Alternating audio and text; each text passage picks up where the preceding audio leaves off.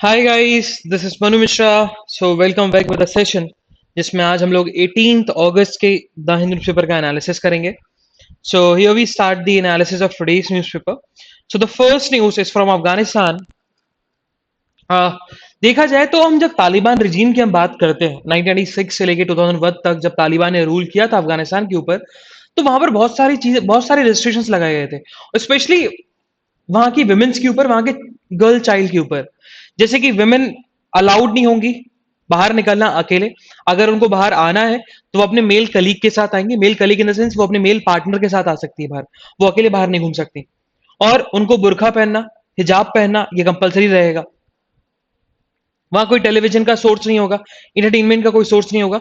और उसी चीज को लेकर तालिबान ने बोला कि देखो, हम विमेन्स के राइट को, अब हम जो रूल करेंगे, अब हम अफगानिस्तान पर जो रूल करने वाले हैं, अब हम विमेन्स के राइट को रिकॉग्नाइज करेंगे, but with the Islamic laws. जो इस्लामिक लॉज में विमेन्स के जो राइट्स हैं, हम उनको रिकॉग्नाइज करने वाले हैं। जैसे कि घर से अकेले बाहर निकलना अलाउड है, बिल्कुल हम निकलने देंगे। बुरखा पहनना कंपलसरी नहीं होगा, लेकिन हिजाब पहनना कंपलसरी होगा।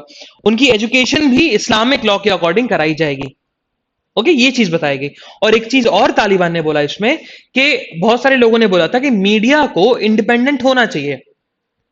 और इसी बात को लेकर तालिबान ने बोला है, बिल्कुल हमारे हमारे जब हमारा रूल होगा, जब हम रूल करेंगे तो मीडिया बिल्कुल तरीके से इंडिपेंडेंट होगी।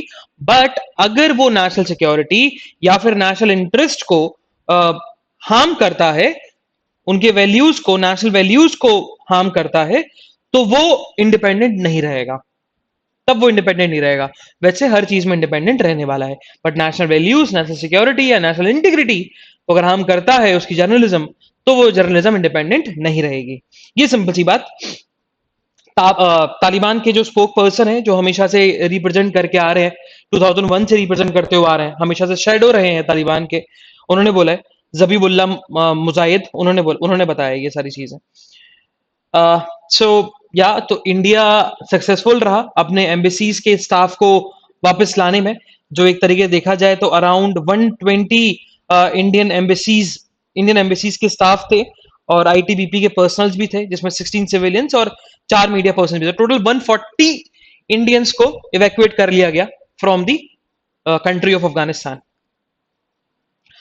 So next news, it's about the Supreme Court issue notice to center on pleas alleging snooping. So what happened?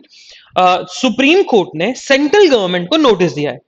उन्होंने बोला है कि बहुत सारे लोगों ने पिटीशन फाइल करी है अबाउट दी स्नूपिंग केस में, कि पैगासस स्पाईवेयर के स्नूपिंग केस में आप सेंट्रल गवर्नमेंट ने गलत तरीके से सर्विलेंस कर रखा है without any due process of law. कोई भी लॉ नहीं है, कोई भी लॉ बोलता नहीं कि आप सर्विलेंस रख सकते हो, और आपने उन पर्सन के ऊपर सर्विलेंस रखा। और इसमें बहुत सारे एमिनेंट पर्सन लोग हैं, एमिनेंट पर्सनैलिटी हैं, जर्नलिस्ट हैं, अपोजिशन लीडर्स हैं, उन्होंने प्ली फाइल करी है। और उसके चलते उनकी राइट टू प्राइवेसी ब्रीच हुई, जो कि फंडामेंटल राइट है इंडियन कॉन्स्टिट्यूशन में। अब लेकिन सुप्रीम कोर्ट ने रिप्लाई मांगा है बेसिकली सेंट्रल गवर्नमेंट से, आप रिप्लाई तो करो इस चीज में, स्नूपिंग वाले केस में। और फिर सेंट्रल गवर्नमेंट से एक बात और बोली उन्होंने कि हाँ, अगर आपके बताने से गवर्नमेंट की या इंडिया की सिक्योरिटी में ब्रीच आता है, उसको इंडिया की सिक्योरिटी कॉम्प्रोमाइज होती है, तो फिर आपको बताने की कोई जरूरत नहीं है। तो फिर आपको कुछ बताने की जरूरत नहीं है, ये सुप्रीम कोर्ट ने क्लियरली बोला है। ठीक है, अब जिसकी हियरिंग होगी, अब वो 10 दिन बाद होगी, स्नूपिंग वाले केस की 10 दिन बाद अब हियरिंग स्टार्ट हो जाएगी। सो इंडिया में देखा जाए तो अभी तक, जब से वैक्सीन लगना स्टार्ट हुई है, वैक्सीन प्रोसेस स्टार्ट हुआ है, अभी तक सबसे ज्यादा अगर वैक्सीन लगी है किसी एक दिन में, तो वो कल लगी। अराउंड 88 लाख वैक्सीन दिया गया इंडिया में in a single day. It's a record high. India ने रिकॉर्ड ये बेसिकली बनाया है ना। तो 88 लाख जब्स दी गई एक ही दिन के अंदर, on 17th of August, after 2 days of independence. Okay, so moving further, so Odisha government हमेशा से स्पॉन्सर करके आ रही थी इंडियन हॉकी वुमेन्स टीम को और Indian hockey men's team, both दोनों को। और इसी के चलते ओडिशा गवर्नमेंट ने बोला है कि हम हॉकी को स्पॉन्सर करेंगे और 10 साल तक। ये ओडिशा गवर्नमेंट ने क्लैरिफिकेशन दे दी है, उन्हें कॉन्ट्रैक्ट को एक्सटेंड करने की बात कर दी है कि अब हम लोग ओडिशा स्टेट हॉकी को चाहे मेंस हॉकी टीम हो चाहे वुमेन्स हॉकी टीम हो, उन दोनों को स्पॉन्सर करेगा 10 साल तक। और ओके, और जो स्पॉन्सर में होता क्या है, स्पॉन्सर बेसिकली हर प्लेयर को 10 लाख रुपए दिए गए और 5 लाख रुपए हर स्टेट गवर्नमेंट स्टाफ को दिए गए, ईच सपोर्ट स्टाफ को दिए गए, हॉकी टीम के सपोर्ट स्टाफ को दिए गए, क्योंकि उन्होंने बहुत अच्छा परफॉर्म किया था ओलंपिक्स में। मेंस टीम तो ब्रॉन्ज मेडल लेके आई और वुमेन्स टीम 4th नंबर पे रही। इसी के चलते जो चीफ मिनिस्टर उन्होंने अनाउंस किया कि हम लोग अब next for another 10 years will sponsor the Indian hockey team and Indian hockey men's team and Indian hockey women's team both. Moving further, so this is something about city. तो हमें city के बारे में नहीं पढ़ना है, will skip the city news.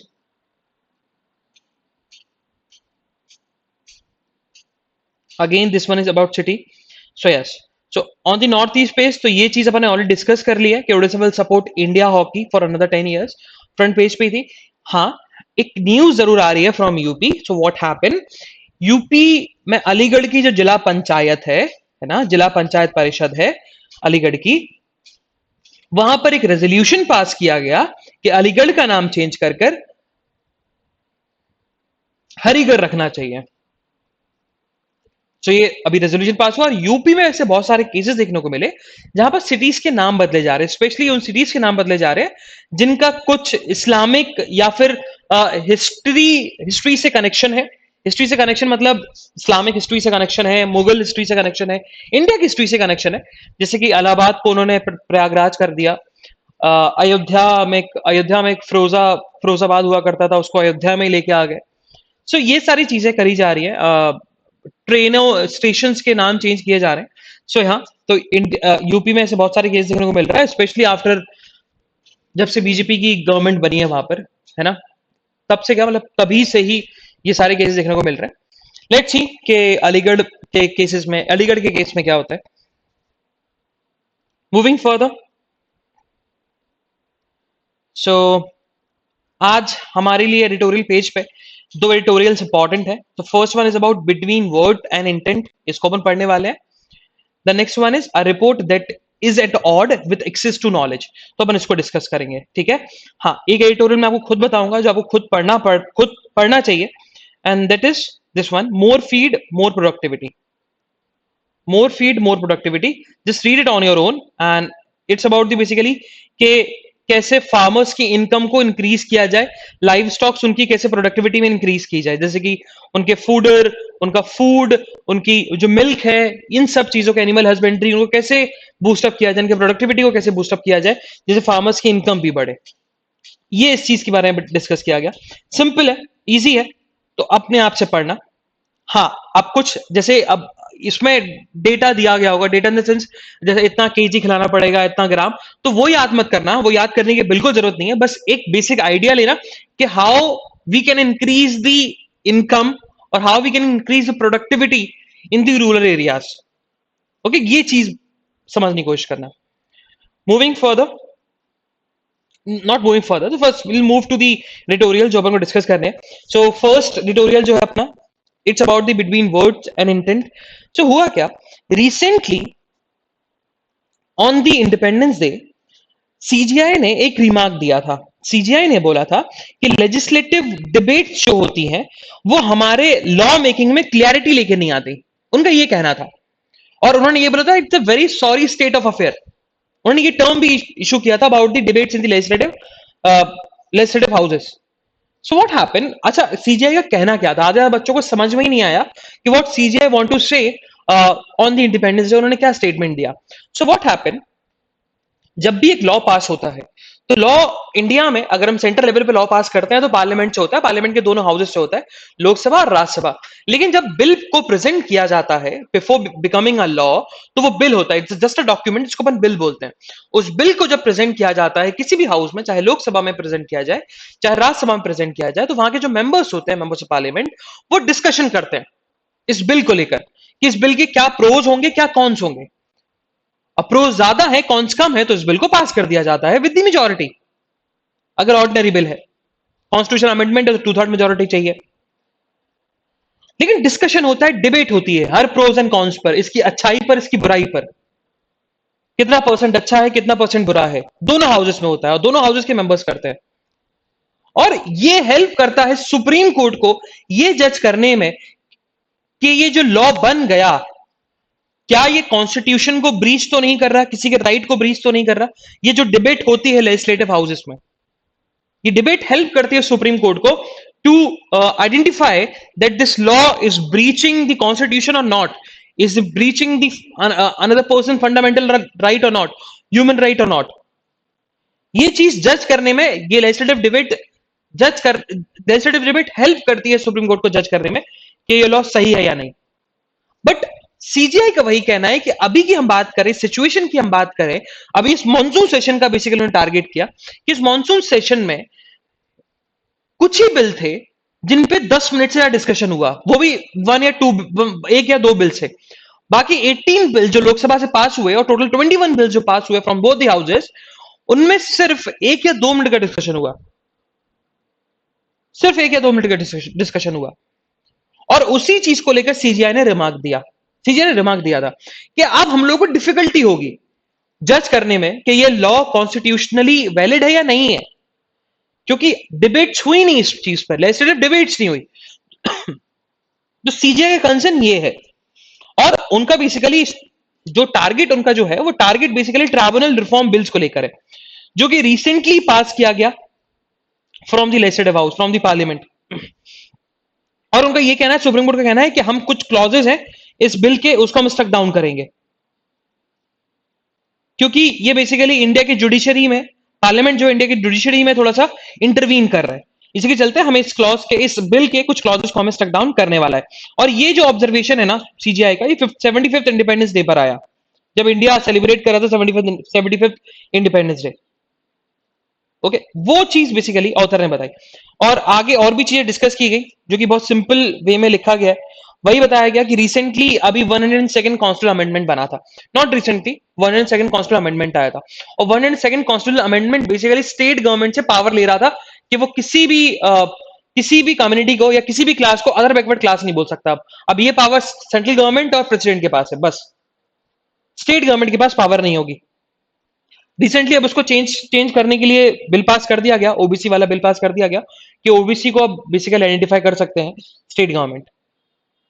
लेकिन जब 102nd कॉन्स्टिट्यूशनल अमेंडमेंट के, ये बेसिकली ऑथर ने बताया कि जब 102nd कॉन्स्टिट्यूशनल अमेंडमेंट जब पास हुआ था फ्रॉम दी सुप्रीम कोर्ट, तो फ्रॉम दी पार्लियामेंट, तो सुप्रीम कोर्ट के पास कोई लेजिस्लेटिव डिबेट ही नहीं थी, क्योंकि डिबेट का इंटेंशन अलग था, डिबेट का इंटेंशन अलग था और वर्डिंग्स अलग थी। वर्डिंग्स मतलब किसकी? अमेंडमेंट की वर्डिंग्स अलग थी और डिबेट का इंटेंशन अलग था, डिबेट अलग चल रही थी। तो वही चीज सुप्रीम कोर्ट का कहना है, वही चीज सीजीआई कहना है कि जब आप कोई लॉ लेके आते हो तो आप लॉ के ऊपर डिस्कशन करते हो, तो डिस्कशन उसके पर्पस के ऊपर किया जाए, उसके एम के ऊपर किया जाए। डिबेट और डिस्कशन अलग अलग नहीं होनी चाहिए एक चीज के ऊपर, नहीं तो वो डिबेट हेल्प कैसे करेंगे हमें जज करने में कि ये अमेंडमेंट या ये बिल सही है या गलत है। और उन्होंने एग्जाम्पल दिया 102nd कॉन्स्टिट्यूशनल अमेंडमेंट का कि वर्डिंग्स अलग थी कॉन्स्टिट्यूशनल अमेंडमेंट की और डिबेट का इंटेंशन अलग था।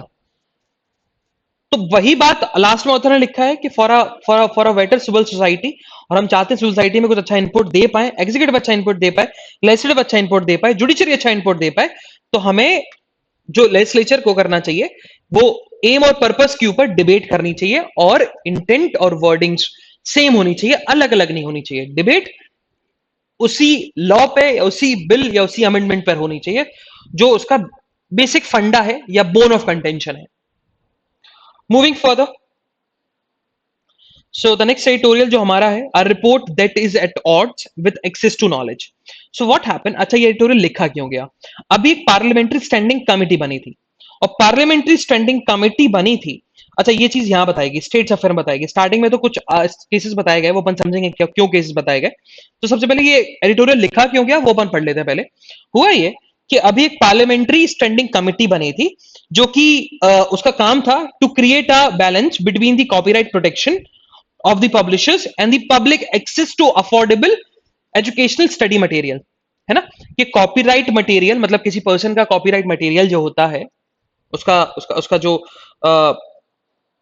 मटेरियल है, उसने जो बुक लिखी, उसका प्रोटेक्शन, और कैसे उस बुक को एक्सेस किया जाए स्टूडेंट्स के लिए, या फिर अकेडमिशियंस के लिए कि एजुकेशन एजुकेशन अफोर्डेबल हो जाए इन लोगों के लिए, स्पेशली स्टूडेंट्स के लिए, कि एक बैलेंस हमें क्रिएट करना है कि भाई इनका कॉपीराइट ब्रीच भी ना हो और इनको एजुकेशन अफोर्डेबल भी हो जाए। और उस चीज में पार्लियामेंट्री स्टैंडिंग कमेटी की जो रिपोर्ट आई वो थोड़ी see basically worry worrying worrying वाली रिपोर्ट थी। अब वरिंग वाली रिपोर्ट इस वजह से थी क्योंकि कमेटी ने बोला कि भैया इंडियन कॉपीराइट में हमें फेयर डीलिंग के प्रोविजन को कर्टेल करना पड़ेगा, क्योंकि हम उनके वर्क को विदाउट द कॉपीराइट होल्डर, उनके विदाउट कंसेंट को हम उनकी इंफॉर्मेशन जो है वो affordable study material, educational study material में लगा देते हैं, जो कि गलत है, कॉपीराइट का वायलेशन है, one of the intellectual property right का वायलेशन है। तो पार्लियामेंट्री स्टैंडिंग कमेटी जो है वो कॉपीराइट वायलेशन के प्रोटेक्शन पे बात कर रही है, बट वो ये बात नहीं कर रही कि इंडिया में एजुकेशन को कैसे अफोर्डेबल बनाया जाए, उस पर उन्होंने कोई बात नहीं करी। और इसी के चलते दोनों ऑथर्स ने एडिटोरियल लिखा और बताया है कि पार्लियामेंट्री स्टैंडिंग कमेटी की जो रिपोर्ट आई, यही बोला, the report that is at odds with access to the knowledge, मतलब रिपोर्ट जो है वो access to the knowledge of के अगेंस्ट में है, उसके अगेंस्ट में खड़ा हुआ है और कॉपीराइट प्रोटेक्शन को प्रोटेक्ट कर रहा है। अब ऑथर ने स्टार्टिंग में क्या लिखा, उन्होंने बोला कि इंडिया में 2002 में दो केसेस आए थे, one is miss Mohini Jain versus state of Karnataka and the another one is state of Himachal Pradesh versus Himachal Pradesh state recognized and aided school managing committee and others, जिसमें सुप्रीम कोर्ट ने बोला था कि राइट टू एजुकेशन जो है वो कॉन्स्टिट्यूशनल राइट है, और कॉन्स्टिट्यूशनल राइट कैसा राइट, फंडामेंटल राइट है, और वो आर्टिकल 21A के अंदर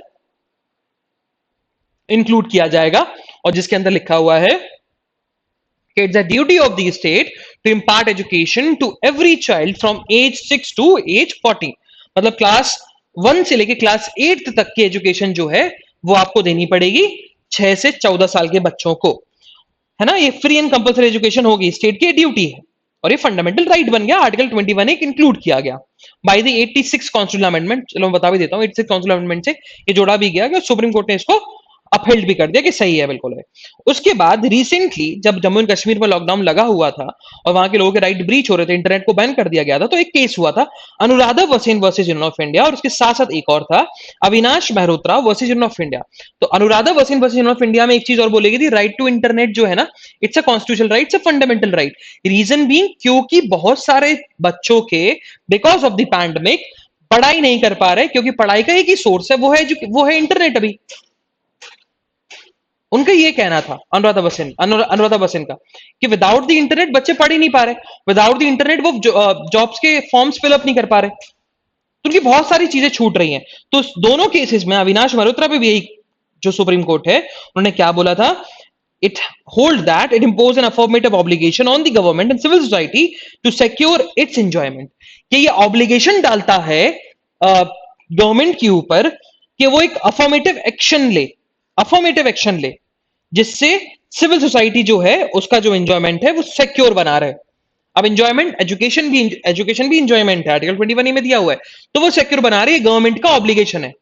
ये अनुराधा भसीन वाले केस में बोला गया था, और उस चीज को और स्ट्रॉन्ग तरीके से एक और केस में बोला गया, फरजान बतूल वर्सेस यूनियन ऑफ इंडिया। और फरजान बतूल वर्सेस यूनियन ऑफ इंडिया में बोला गया था कि देखो, हाँ, professional education is not a fundamental right, but it's a duty of the state, it's a duty, it's an obligation on the state कि वो प्रोफेशनल एजुकेशन में जो भी अफर्मेटिव एक्शन ले सके, अफर्मेटिव मेजर ले सके, उसको लेना पड़ेगा, और वो राइट टू एजुकेशन में आएगा। Right to education at all levels, government को अफर्मेटिव एक्शन लेने ही चाहिए एट ऑल लेवल, जरूरी नहीं है कि सिर्फ प्राइमरी एजुकेशन में 6 से 14 साल के बच्चों के लिए, नहीं, एट ऑल लेवल्स ये स्टेट की ड्यूटी है, स्टेट के ऊपर ऑब्लिगेशन है। ओके, और ये चीज उन्होंने बताया कि अब देखो, अब बल्कि जुडिशरी कितना सक्सेसफुल रहा, लेकिन स्टेट का कितना बड़ा फेलियर रहा कि स्टेट की जो कमेटी, पार्लियामेंट्री कमेटी बनी है, तो पार्लियामेंट्री कमेटी जो है वो कॉपीराइट लॉज को ज्यादा सुप्रीम रख लिया उन्होंने, कॉपीराइट के प्रोविजन को बल्कि बोल रहे थे कि गलत है। एक एक्ट, इंडियन जो इंडिया में जो एक्ट है, इंडियन कॉपीराइट एक्ट, उसका एक सेक्शन है, उसका एक प्रोविजन है सेक्शन 52, जो कि बेसिकली बताता है कि वर्क का रिप्रोडक्शन हो सकता है, टीचर कर सकता है, लोग कर सकते हैं, लेकिन कुछ रिस्ट्रिक्शंस लगी रहेंगी। मतलब अगर आप एजुकेशन देना चाहते हो, एजुकेशन इम्पार्ट करना चाहते हो, तो उस चीज को बल्कि हटाने की बात कर रहा है पार्लियामेंट्री स्टैंडिंग कमेटी, क्योंकि बोल रहा है कि कॉपीराइट लॉ के अगेंस्ट में है, तो जो कि इंडिया के इंडिया में अगर हम कंडीशंस देखें, वही चीज बेसिकली ऑथर ने बताई। चलो अपन ऑथर की बेस पे डिस्कस करते हैं। उन्होंने देखा, देखो सबसे पहले उन्होंने बताया कि द इशू ऑफ पर्पस, ये पर्पस क्यों आया। हुआ क्या, अभी सुप्रीम कोर्ट में कुछ सालों पहले केस हुआ था, दिल्ली यूनिवर्सिटी केस। बहुत बहुत लैंडमार्क जजमेंट केस था ये दिल्ली हाई कोर्ट का, है ना। दिल्ली यूनिवर्सिटी फोटोकॉपी केस, जिसका पूरा नाम है the chancellor masters and scholars of the university of Oxford versus Rameshwari photocopy services and another's. हुआ क्या इस केस के फैक्ट्स ये थे कि बहुत सारी बुक्स, बड़े बड़े ऑथर्स ने बुक्स लिखी हैं, बहुत बड़े बड़े ऑथर्स ने बुक्स लिखी हैं। ऑक्सफोर्ड पब्लिशर्स ने, Cambridge publishers and different other publishers ने बुक लिखी है। और एक फोटोकॉपी ने, एक फोटोकॉपी की दुकान ने क्या किया, पब्लिशर के कुछ, उस फोटोकॉपी दुकान ने क्या किया कि ऑक्सफोर्ड की बुक निकाली, उसके कुछ पॉइंट्स की फोटोकॉपी करी, कैम्ब्रिज की बुक निकाली, उसके कुछ पेज फोटोकॉपी बनी और उसकी बुक की कंपाइलेशन बना दी। और उस चीज को लेकर इंडिया के दिल्ली हाई कोर्ट में केस फाइल हुआ था कि भैया ये कॉपीराइट का वायलेशन है। तो जिसमें दिल्ली हाई कोर्ट का कहना था कि ये चीज प्रोटेक्टेड है under the section 51 clause 1 sub clause आई के अंदर, जो कि बताता है कि this section allow the reproduction of any work by a teacher और a people in the course of instruction. अगर आप कोर्स ऑफ इंस्ट्रक्शन के थ्रू चलते रहोगे तो फिर ये reproduction of the work allowed रहेगा, और जिसका जो ऑथर है उस बुक का, उसका कॉपीराइट इंफ्रिंजमेंट नहीं होगा। ओके, ये चीज बताई गई। देन आगे बताया गया कि भैया कॉपीराइट ऑफ जो कोर्स ऑफ इंस्ट्रक्शन है क्या, तो उन्होंने बोला कि course of instruction is not confined, ये कोई टाइम और प्लेस को लेकर कन्फाइंड नहीं होता, है ना। इसमें बहुत सारी चीजें इंक्लूड होती हैं। ये बताया जाता है कि भैया लेक्चर के समय इसको कंटिन्यू किया जा रहा है कि लेक्चर के पहले इसको दिया जा रहा था। तो बहुत सारे रिस्ट्रिक्शन है, मतलब ऐसा नहीं है कि आप उनका वर्क यूज करके आप उसको कॉमर्शियली बेचो। तो ये कोर्स ऑफ इंस्ट्रक्शन के अगेंस्ट है। अब जैसे हाँ, अगर आप उस चीज पर लेक्चर ले रहे हो, उस चीज को पढ़ा रहे हो, तो फिर आप पढ़ा सकते हो। एजुकेशन को अफोर्डेबल बना रहे हो, बिल्कुल कर सकते हो। किसी को नॉलेज मिल रही है तो बिल्कुल कर सकते हो। फिर एक और सब क्लॉज है इसी सेक्शन का, section 51 clause 1 sub clause A, जो कि बताता है फेयर डीलिंग के बारे में। बताता है कॉपीराइट वर्क का फेयर डीलिंग हो सकती है ना। कॉपीराइट वर्क जो होता है, कॉपीराइटेबल वर्क होता है, उसकी फेयर डीलिंग हो सकती है, और ये परमिटेबल है under the section 52 clause 1 sub clause A के अंदर। ये ऑथर ने बताया कि फेयर डीलिंग करवा सकते हो। फेयर डीलिंग मतलब जितनी रिक्वायरमेंट है उतनी रिक्वायरमेंट को हम मीट कर रहे हो, उससे ज्यादा हम उसका मिसयूज नहीं कर रहे। अब आगे उन्होंने बताया, आगे जो बेसिकली आगे लिखा कि कैसे पार्लियामेंट्री कमेटी ने बोला कि ये कॉपीराइट का वॉल्यूशन है और ये सारी चीजें। लेकिन बाद में दोनों ऑथर्स ने एक चीज बताई है कि जो व्यूज दिए गए हैं कमेटी ने, वो व्यूज कैसे हैं, फ्लॉड है। फ्लॉड कैसे हैं, पहले उन्होंने बात करी। फर्स्ट उन्होंने बताया, उन्होंने फर्स्ट इशू रखा कि अगर हम बात करें तो इंडिया में एजुकेशन कंटेंट के लिए कॉपीराइट ग्रांट की जा सकती है, बिल्कुल की जा सकती है। बट अगर हम कॉपीराइट ग्रांट कर देते हैं तो इंडिया में जो नॉलेज की हार्वेस्टिंग है, मतलब जो नॉलेज हार्वेस्ट होता है दूसरे की बुक पढ़ के, हम जो मोटिवेशन लेते हैं ऑथर्स की क्रिएटिविटी, ऑथर ने जो क्रिएटिविटी लिखी है अपनी बुक्स में, इन्वेंटर्स के बेनिफिट जो पब्लिक बेनिफिट में होते हैं, वो चीज तो हो ही नहीं पाते। और पब्लिशर्स का यही तो मीन होता है, एक इन्वेंटर का एक किसी इन्वेंशन करने का पर्पस क्या होता है कि पब्लिक के यूज में आए। एक ऑथर ने एक बहुत ही अच्छी बुक लिखी तो उसका मेन पर्पस क्या है कि ये नॉलेज जो है वो पब्लिक में इंपार्ट हो। और अगर किसी ने को बहुत अच्छी क्रिएटिव चीज बनाई तो उसका मेन पर्पस क्या होता है, क्रिएटिविटी जो है पब्लिक में दिखाई जाए। लेकिन अगर आप उस पर कॉपीराइट लगा देते हो कि भैया नहीं, आप इससे नॉलेज नहीं ले सकते, आप इसको पढ़ नहीं सकते, आप इन्वेंशन पब्लिक के यूज के लिए नहीं आ सकता, आप क्रिएटिव वर्क पब्लिक नहीं देख सकता, तो ये पब्लिशर्स के वर्क के अगेंस्ट में ही है। उनकी जो मीन्स है, उनका जो एम और पर्पस था वो चीज करने का, वही डिफीट हो रहा है।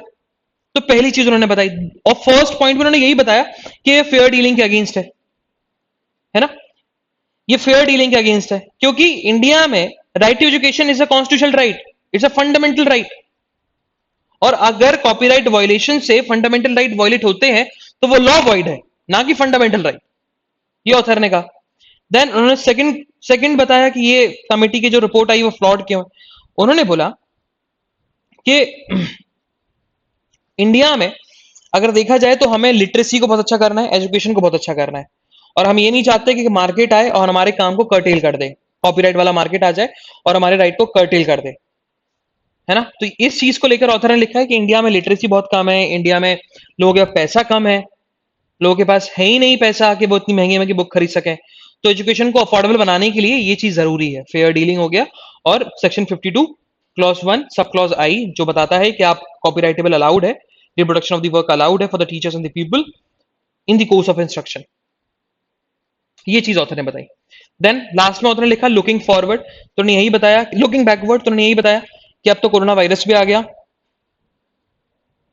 है ना। The novel corona virus pandemic has revealed the inadequacy of our fair dealing provisions to promote educational access. ये बेसिकली रिवील भी हो चुका है कि इंडिया में फेयर डीलिंग प्रोविजन का कितनी इनएडिक्वेसी है इस नोवल कोरोना वायरस में। तो उसी चीज को लेकर हमें सेक्शन 52 को डिलीट नहीं करना है, बल्कि उसमें कुछ अमेंडमेंट लेके आना, अमेंडमेंट लेके आने चाहिए जिससे और ज्यादा जो कॉपीराइटेबल लॉ है वो फिट रहे आज की सिचुएशन में, आज के चैलेंज में। ये बेसिकली ऑथर का कहना है। मूविंग फर्दर, सो जस्ट अच्छा, ये वाला एडिटोरियल आपको खुद रीड करना है। अच्छा, ये इंपॉर्टेंट इस वजह से क्योंकि फार्म इशूज के बारे में है कि फार्मर्स की इनकम को कैसे इंक्रीज किया जाए, उनकी प्रोडक्टिविटी को, लाइव स्टॉक प्रोडक्टिविटी को कैसे इंक्रीज किया जाए। So read it on your own. It's a very simple one. So what happened? तो कल बेसिकली निर्मला सीतारमन ने बहुत सिंपल सी बात बोली है ना। निर्मला सीतारमन ने बोला कि हमारे ऊपर हमेशा से एलिगेशन रखते रहे कि भैया हमने फ्यूल के प्राइसेस बढ़ गए, फ्यूल के टैक्स बढ़ा दिए, फ्यूल के टैक्स हमने बहुत ज्यादा लेवी कर दिया। लेकिन ये बात स्टेट गवर्नमेंट क्यों नहीं मानती? स्टेट गवर्नमेंट भी तो उतना ही टैक्स लेती है, बल्कि उससे ज्यादा टैक्स लेती है। ये निर्मला सीतारमन ने बोला, फाइनेंस मिनिस्टर ने बोला कि स्टेट गवर्नमेंट ज्यादा टैक्स ले रही है as comparison to the central government. ये चीज निर्मला सीतारमन ने बोला बोला उन्होंने बताया कि भैया हम तो एक फिक्स्ड टैक्स ले रहे हैं, लेकिन जो स्टेट गवर्नमेंट है वो तो एड वेलेरम ड्यूटीज ले रही है। हम तो एक फिक्स लेवी लगा रखा है सेंट्रल गवर्नमेंट ने, लेकिन एड वेलेरम ड्यूटी तो स्टेट गवर्नमेंट ले रही है।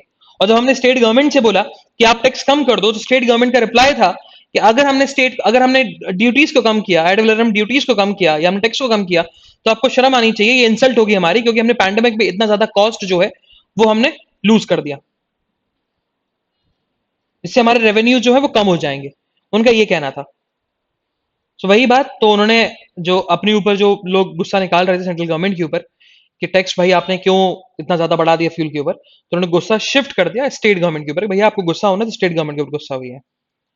Moving further, so Indian army एक बहुत अच्छा काम कर रही है। तो इंडियन आर्मी ने क्या किया as a good gesture, Indian army 110 Jammu and Kashmir और लद्दाख के स्टूडेंट्स को स्पॉन्सर करेगी और उनको उनका इंडक्शन कराएगी for the residential public schools में और हायर एजुकेशन में, है ना, हायर एजुकेशन इंस्टीट्यूशंस में उनका एडमिशन कराएगी इन दी करंट एकेडमिक ईयर। और ये जो चीज हो रही है, ये बेसिकली ये एक मिशन था, ऑपरेशन था, ऑपरेशन सद्भावना। ऑपरेशन सद्भावना से ये स्टेप लिया गया, जिसको हम इंग्लिश में ऑपरेशन गुडविल भी बोल सकते हैं। और इसका जो एम है वो यही है कि हम कैसे दोनों यूनिट टेरिटरीज के जो रेसिडेंट्स हैं उनका दिल और उनका दिमाग जीत सके। Moving further, Hindustan aeronauticals limited ने जीई एविएशन, जो कि तुम्हारा यूएस की कंपनी है, उसके साथ उन्होंने टाई अप किया है। उसके साथ उन्होंने साइन डील करी है कि भैया आप हमें सर्विस प्रोवाइड करेंगे, आप हमें एयरक्राफ्ट इंजन प्रोवाइड कराएंगे for the making of light combat aircraft Tejas के लिए। ओके, तो एलसीए तेजस के लिए बनाने के लिए एचएएल ने डील साइन करी है जीई एविएशन से। अच्छा, ये इंपॉर्टेंट इस वजह से हो जाता है क्योंकि एचएएल पहली बार इंडिया में इंडिजीनियस एयरक्राफ्ट बन रहा है, light combat aircraft. Moving further, अच्छा ये जो पेज है ना, इट्स टोटली अबाउट तालिबान। ये पूरा तालिबान के बारे में एक्सेप्ट दिस वन। और ये वाला जो इंटरव्यू है ये पूरा पॉलिटिकल इंटरव्यू है, क्योंकि सुष्मिता देव जो है वो शिफ्ट हुई है कांग्रेस से तृणमूल कांग्रेस में। Moving further, so yes on the national news, so what happened,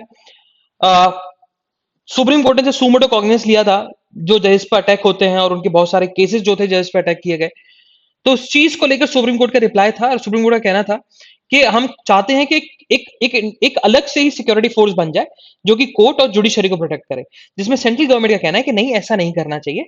India में ये सारी जो रिस्पॉन्सिबिलिटी है वो स्टेट की रिस्पॉन्सिबिलिटी है ना, ये जुडिशरी का काम नहीं है। स्टेट गवर्नमेंट का कहना है ये जुडिशरी का काम नहीं है, लॉ एंड ऑर्डर और पब्लिक ऑर्डर अपने हाथ में लेना, उनको कंट्रोल करना कि पब्लिक ऑर्डर ब्रीच ना हो, लॉ एंड ऑर्डर ब्रीच ना हो, ये काम स्टेट का है।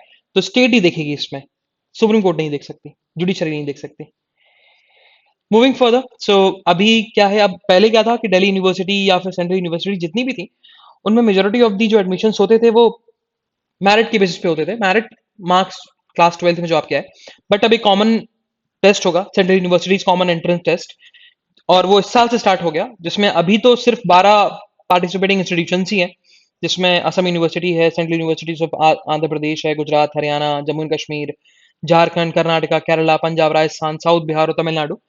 अभी इसमें डीयू जुड़ना है या जेएनयू जुड़ना है।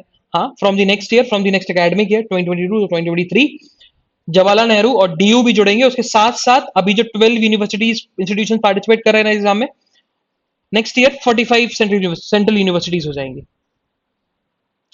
मूविंग फर्दर, तो असम गवर्नमेंट ने एक बात बोली है अपनी पुलिस विंग को, बॉर्डर पुलिस विंग को, उन्होंने बोला है कि आप गोरखास को फॉरेनर्स का टैग नहीं देंगे, है ना। अभी क्या है कि फिर से बेसिकली एनआरसी होगा, उसमें देखा जाएगा कि कौन इंडिया का सिटीजन है कौन नहीं है। और असम गवर्नमेंट ने पहली क्लैरिफिकेशन दे दी है कि भैया आप किसी भी गोरखा को आप फॉरेनर्स का टैग नहीं देने वाले, उसको नहीं बोलोगे कि आप फॉरेनर्स ट्राइब्यूनल जाइए, आप नहीं बोल सकते उनके अगेंस्ट, आप केस नहीं कर सकते कि आप फॉरेनर ट्राइब्यूनल कि आपके ऊपर केस लगा हुआ है क्योंकि आप फॉरेनर है। किसी भी गोरखा के अगेंस्ट नहीं करना है। Gorkha should not be treated as foreigners, they are the Indian citizen, ये असम गवर्नमेंट ने बोल दिया। So Orissa plan odyssey to wild cattle island, so what happened. अच्छा अच्छा, बहुत इंटरेस्टिंग स्टोरी है।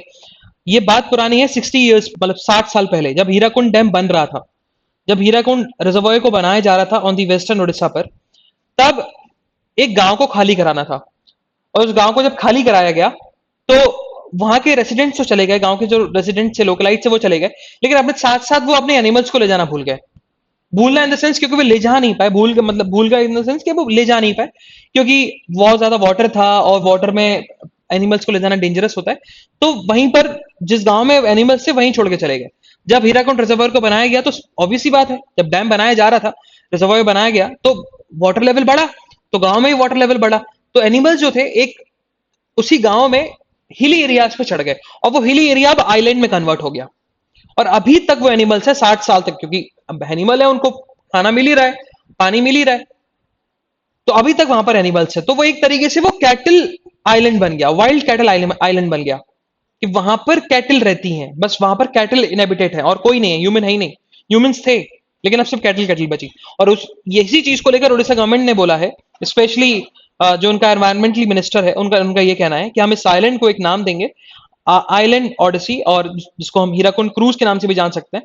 और ये इको टूरिज्म पैकेज में आएगा, जिसमें हम टूरिस्ट को बताएंगे कि कैसे, टूरिस्ट को दिखाएंगे कैसे ये एनिमल आइलैंड है, और एनिमल्स को दिखाया जाएगा दूर से, उस आइलैंड पर नहीं उतारा जाएगा, बस दिखाया जाएगा। ओके, तो ये देखा जाए तो उड़ीसा के टूरिज्म में एक और चीज एड ऑन हो गई, और बहुत यूनिक चीज है, मतलब मैन मेड एनिमल आइलैंड बन गया without any intention. Moving further, Afghanistan के प्रेसिडेंट तो भाग गए बट वाइस प्रेसिडेंट नहीं भागे। वाइस प्रेसिडेंट जो है अमरुल्ला सले, जो कि पंजिर्स वैली में अभी भी रह रहे हैं, अफगानिस्तान की पंजिर्स वैली में। तो पंजिर्स वैली इकलौती जगह बची हुई है जो अफगानिस्तान की गवर्नमेंट के कंट्रोल में है। उनका कहना है कि मैं अब लेजिटिमेट केयर टेकर हूँ, लेजिटिमेट केयर टेकर प्रेसिडेंट हूँ अफगानिस्तान का, क्योंकि अफगानिस्तान के प्रेसिडेंट या तो जब रिजाइन करते हैं या उनकी डेथ हो जाती है, तब जाके जो वाइस प्रेसिडेंट होता है वो केयर टेकर प्रेसिडेंट बनता है। बट अभी देखा जाए तो अफगानिस्तान के प्रेसिडेंट है वो अभी एब्सेंस में है, मतलब उनकी छुट्टी चल रही है, वो चले गए हैं, बाहर भाग गए। तो देखा जाए तो एक मैं ही अकेला एक पर्सन बचता हूं जो कि लेजिटिमेट केयर टेकर हूं, president, after the president Ashraf गानी जो कंट्री छोड़ के चले गए। और उन्होंने बोला है कि मैं तालिबान को बो डाउन नहीं करूंगा, है ना, तालिबान को ये नहीं बोलूंगा, तालिबान को हर चीज नहीं मान लूंगा, और हम तालिबान से लड़ाई करेंगे, उनका ये कहना है। ओके, चलो, सो this is the analysis of today's newspaper. तो आज इकोनॉमिक न्यूज में ऐसी कुछ बात है नहीं। अच्छा, एक चीज और, यस, तो सुडोको के जो वो हैं गॉडफादर हैं, माकी काजी, तो माकी काजी की डेथ होगी जापान में, इन्होंने सुडोको को बनाया था। Okay, so Maki Kaji the godfather of sudoku dies in Japan. So this is the analysis of today's newspaper. हम लोग कल फिर मिलेंगे with some exciting news, some exciting current affairs. तब तक के लिए bye bye, have fun and enjoy your day. Bye bye guys.